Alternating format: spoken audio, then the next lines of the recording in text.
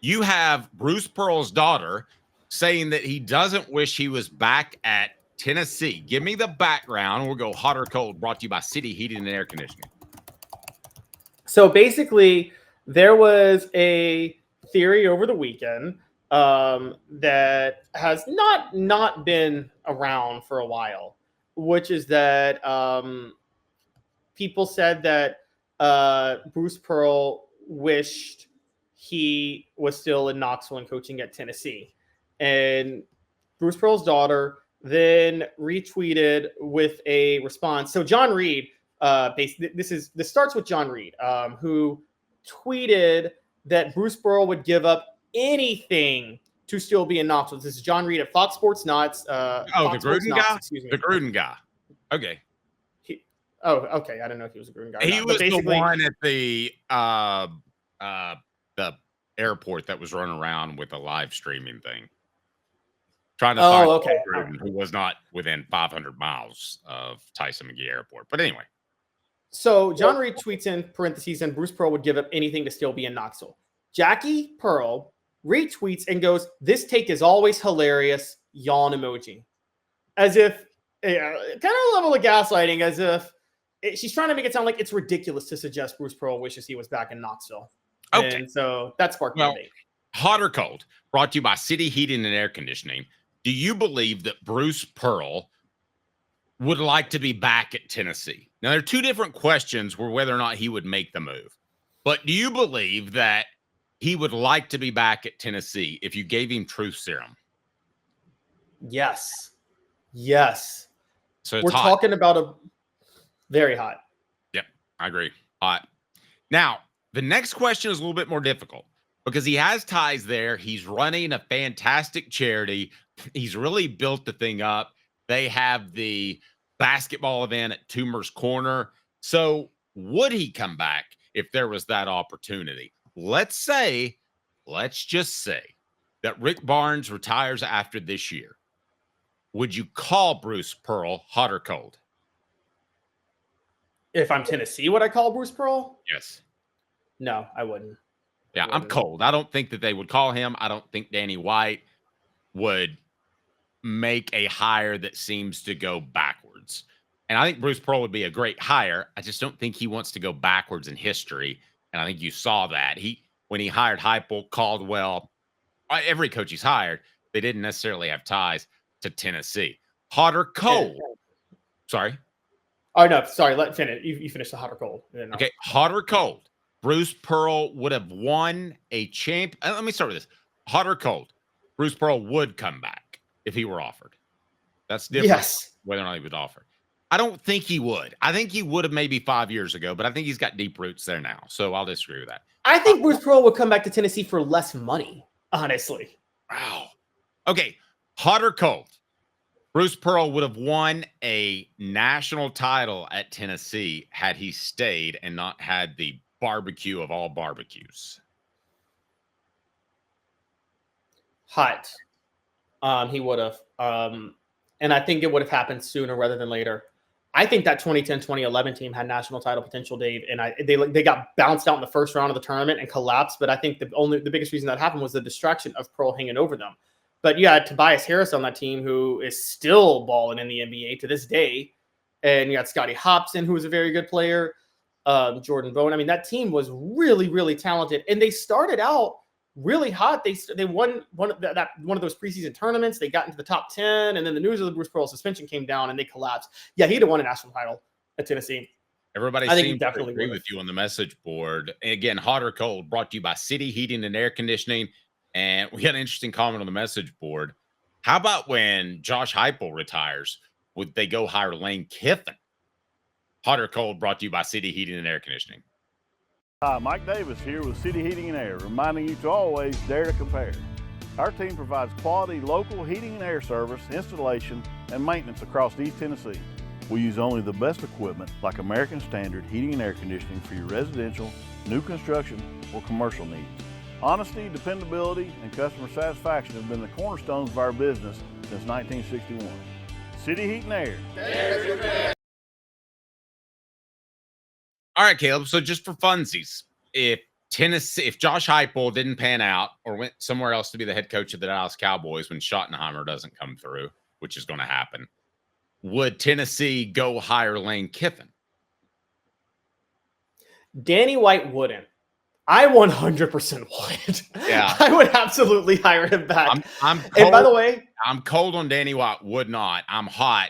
Brought to you by City Heating and Air Conditioning on that he should. I also am hot that I think Lane Kiffin would, no question, take the Tennessee job. who regrets their decisions that resulted in them not being at Tennessee more? Bruce Pearl or Lane Kiffin?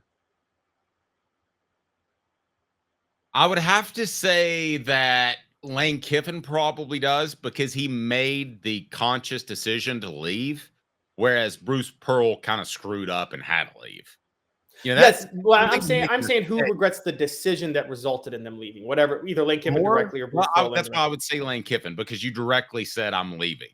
Bruce Pearl never said I want to leave. As a matter of fact, he wanted to come back as soon as the show cause was up. So that's how you know he prefers Tennessee. Bruce Pearl knew that Bruce Pearl would have, this, Dave, the minute his show calls was up, he probably had about 50 schools like willing to open up a checkbook to hire him because of how good of a coach he is. And he still was jockeying to, let's just say it, he was fueling the media fire to get Cuonzo Martin fired so he could get the Tennessee job back. And I'm just going to tell you this is true. I'm not going to tell you how I know, but I know from an impeccable source, that he tried to get the job back at that point. Oh, yeah. Yeah, and he actually, you can, in the age of social media, when you can create burner accounts to start, like how, Kevin Durant creates burner accounts to start narratives about himself. Like kind of back in the day, the story in like 91 or whatever, when Donald Trump apparently would call like posing as somebody else to talk about how great of a businessman Donald Trump was. I've heard some stories that Pearl may have created a few burner accounts to get the whole rumors of Tennessee should hire Pearl back. Well, I didn't hear that. I hated that for Cuonzo because you had a talk show host here in Knoxville that call it Cuonzo, like seemingly making fun of the fact that he was African-American and that Kwanzaa is the African-American holiday at the end of the year. So I felt bad for Cuonzo Martin and the way he got treated. I thought it hurt Tennessee in their next hire, quite frankly, because that didn't set well in the basketball community, not at all. It is time for the you want to get to the stat of the day now there, Caleb? Let's stick on this for a minute. Okay. With Bruce Pearl. Because I wanted to talk a little bit about, you say he wouldn't go back to Tennessee. Now, let's just ask this question. Living situations, because we just compared Lane Kiffin. Oxford, Is Auburn, Lane going to live with his wife or his girlfriend? Oxford, Auburn, Knoxville. Rank them. It depends what you want. I mean, I'd rather be in a city. So I'd take Knoxville over the 3, and it wouldn't be close. But if you want something that's a little bit more colloquial and small, then Ole Miss is a good way to go. Auburn's okay. No, Auburn, you can just say it. Auburn's the worst of the 3 towns. Yeah, it's a dump. It's a crap town. Sorry, guys. It is. It's a dump. Why are you saying you're sorry? We don't have the Auburn Tourism Committee as a sponsor. You can rip Auburn. Bruce Pearl would take the job back just to get out of that town, guys. It's not a good town. It's honestly Auburn's on Starkville's level. If you really go there, Auburn's on Starkville's level. So I think that's the biggest reason Bruce Pearl would take the job back at Tennessee. The biggest reason I wouldn't hire him back, Dave, and I want to point this out. Bruce Pearl's a great coach. He knows basketball. The biggest benefit to Bruce Pearl, and you saw this on Saturday, have you ever seen a coach stress inbounds plays more than Bruce Pearl in your history of covering basketball? That's his strength. I mean, that's his Josh Heupel running or beer and shoot offense. Exactly. What made him so successful when he first got at Tennessee, though, was not necessarily his coaching prowess. And you guys, you see this a lot in basketball and football, wherever you go. It's if you're at the right place at the right time in the sense of, are you running a system that teams aren't prepared to defend against. Bruce Pearl's full court press and his flex offense, nobody in the SEC ran that. It was a half court game at that time. You know that, Dave. Like Kentucky with Tubby Smith was the standard, which is half court man-to-man defense was the focus. So nobody was prepared for Bruce Pearl. It's the same reason I always bring this up.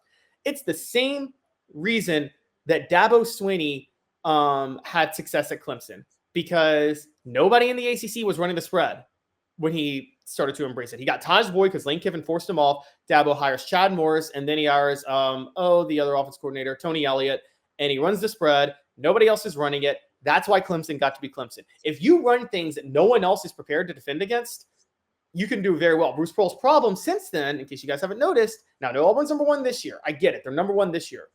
But when you first saw Pearl at Tennessee, you would have thought a dynasty was on the horizon. The reason it wasn't is a lot of SEC teams decided to start doing the same thing as Bruce Pearl. That's true. And let's not underestimate the fact that he had Chris Lofton and Juwan Smith. That's two pretty special shooters. I mean, you don't often extremely special. You don't oftentimes walk into that, and it fits what you do from the wing. The show represented by Banks & Jones, Tennessee's trial attorney, banksandjones.com.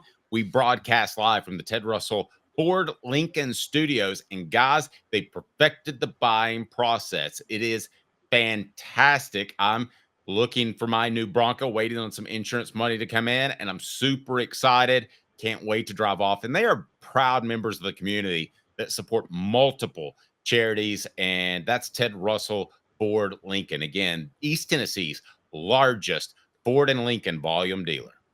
Well, Ted, looks like you're settling right into your new space. Affirmative. Powered by the new Ford Lightning. You know, that would be incredible. For camping, tailgating, the options are unlimited. Why don't you take a little power for yourself, buddy?